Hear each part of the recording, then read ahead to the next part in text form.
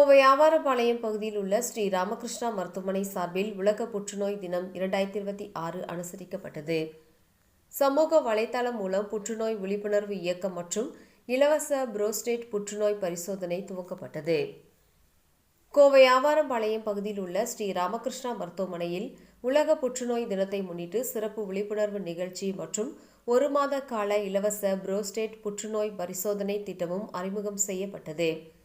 இந்த நிகழ்ச்சியில் சிறப்பு விருந்தினராக கோயமுத்தூர் சரக காவல் துணை தலைவர் டாக்டர் சசிமோகன் ஐபிஎஸ் கலந்து கொண்டு சமூக வலைதளம் மூலம் புற்றுநோய் விழிப்புணர்வு இயக்கத்தையும் இலவச புரோஸ்டேட் புற்றுநோய் பரிசோதனை திட்டத்தையும் தொடங்கி வைத்தார்.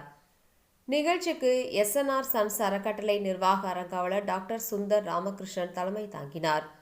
முதலாவதாக நிகழ்ச்சிக்கு வந்த அனைவரையும் ஸ்ரீ ராமகிருஷ்ணா புற்றுநோய் சிகிச்சை மற்றும் ஆராய்ச்சி மையத்தின் இயக்குநர் டாக்டர் பி குகன் வரவேற்றார். உலகம் முழுவதும் பிப்ரவரி 4ஆம் தேதி உலக புற்றுநோய் தினமாக கடைபிடிக்கப்படுவதாகவும் புற்றுநோயின் கடுமையான தாக்கங்கள் குறித்தும் விழிப்புணர்வு ஏற்படுத்துவது, தடுப்பு நடவடிக்கைகள் மேம்படுத்துவது, ஆரம்ப கட்டத்தில் கண்டறிவது, சிகிச்சை மேம்படுத்தி வைப்பது மற்றும் சமூக தடைகளை நீக்குவது போன்ற இதன் முக்கிய நோக்கங்களாகும் என தெரிவித்தார். 2026ஆம் ஆண்டு புற்றுநோய்க்கு எதிரான கரும்பொருளாக தனித்துவத்தால் ஒன்றிணைவோம் என்ற கருத்தை கொண்டு மனிதநேய அடிப்படையிலான புற்றுநோய் பராமரிப்பின் முக்கியத்துவத்தை வலியுறுத்துவதுடன் ஒவ்வொருவரின் புற்றுநோய் அனுபவம் தனித்துவமானது என்பதை உணர்த்துகின்றது. தொடர்ந்து 20வது ஆண்டாக புற்றுநோய்க்கு எதிராக முன்னெடுக்கப்படும் முயற்சியாக இந்த விழிப்புணர்வு அமைகின்றது என்றார்.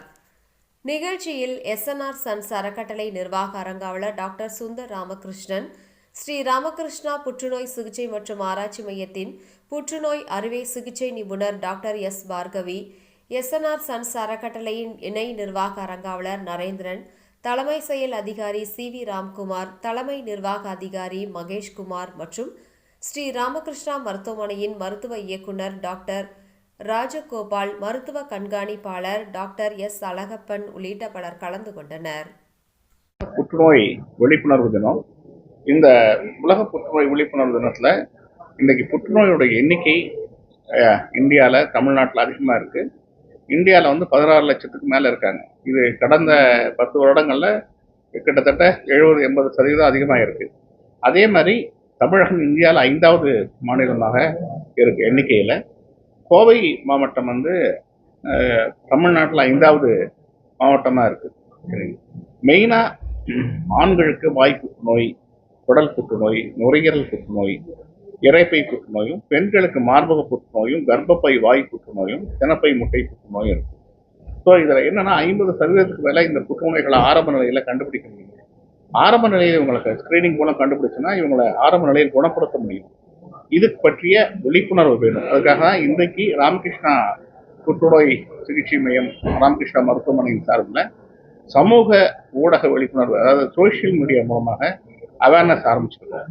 இதில் காமனாக இருக்கக்கூடிய 14 கேன்சர்கள், பொதுவாக மார்பக புற்றுநோய், கர்ப்பப்பை வாய் புற்றுநோய், இரைப்பை புற்றுநோய், பிளட் கேன்சர்ஸ், நுரையீரல் புற்றுநோய், இரத்த புற்றுநோய், அதுக்கப்புறமா லிம்போமான்னு சொல்லக்கூடிய நெருக்கட்டியில் வரக்கூடிய புற்றுநோய், இப்படி காமன் புற்றுநோய்களை நம்ம ஒரே நேரத்தில் சமூக ஊடகங்கள், ஃபேஸ்புக், ட்விட்டர், இன்ஸ்டாகிராம், யூடியூப், இந்த மாதிரி சோஷியல் மீடியாவில் ஒரே நாளில் ஒரு டெடிக்கேட்டட் பர்சன் வச்சு நம்ம ரிலீஸ் பண்ணுவோம். இதோட தரவுகளை சரி பார்த்து இந்த ரெஸ்பான்சஸ் எப்படி இருக்குங்கிறத பார்த்து நம்ம இதை இன்னும் ஸ்ட்ரென்தன் பண்ணுறதுக்கான முயற்சிகளை எடுப்போம். ஏன் இதுக்காக பண்ணுறோம் அப்படின்னா, இன்னைக்கு சமூக ஊடகங்கள் தான் எல்லா பக்கமுமே ஒரு பெரிய தாக்கத்தை ஏற்படுத்தியிருக்கு. அது பல ஏரியாவில், அரசியலில், சினிமாவில், இப்படி பல தாக்கத்தை ஏற்படுது.